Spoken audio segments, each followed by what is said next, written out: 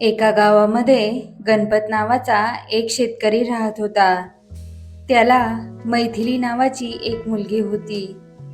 ती आता कॉलेजमध्ये शेवटच्या वर्षामध्ये शिकत होती. शेतकरी गणपतला आपल्या मुलीच्या लग्नाची सतत चिंता भेडसावत होती. मैथिली दिसायला सुंदर असल्यामुळे आजूबाजूच्या गावामधून आणि त्यांच्या गावामधून देखील तिला मागण्या येऊ लागल्या.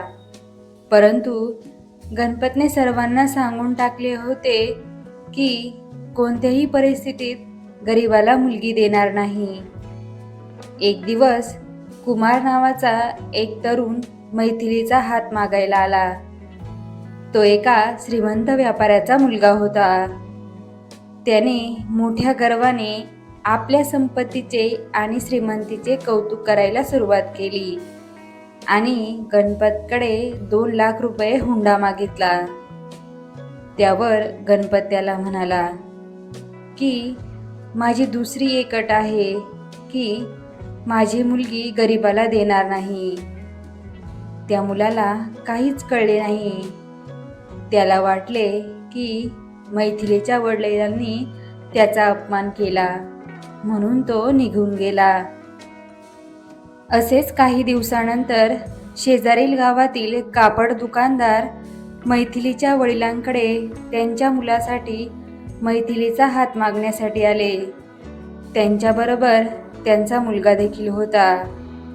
मैथिलीच्या घरी आल्यानंतर तिच्या वडिलांना ते कापड दुकानदार म्हणाले, हे बघा, आम्हाला मैथिली पसंत आहे.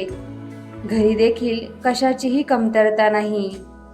आमचा रवी आता सर्व दुकान व्यवस्थित सांभाळतो आणि तोच आता पुढे या सर्वाचा मालक आहे. तुम्ही आमच्या घरी मैथिलीला सून म्हणून द्या.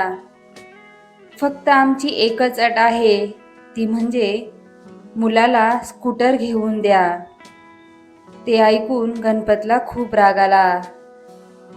तो त्या दोघांना म्हणाला, तुम्ही गेला तरी चालेल, मला गरिबाला मुलगी द्यायची नाही. तो कापड दुकानदार आणि त्याच्या मुलाला गणपतचा खूप राग आला आणि ते तिथून निघून गेले. काही दिवसानंतर एक वसंत नावाचा गावातीलच तरुण गणपतच्या घरी आला आणि गणपतला म्हणाला, मामा, मला मैथिलीशी लग्न करायची इच्छा आहे. माझं तिच्यावर खूप प्रेम आहे. माझ्या घरी 10 एकर बागायती शेती आहे. त्याचबरोबर दुधाचा धंदा देखील आहे.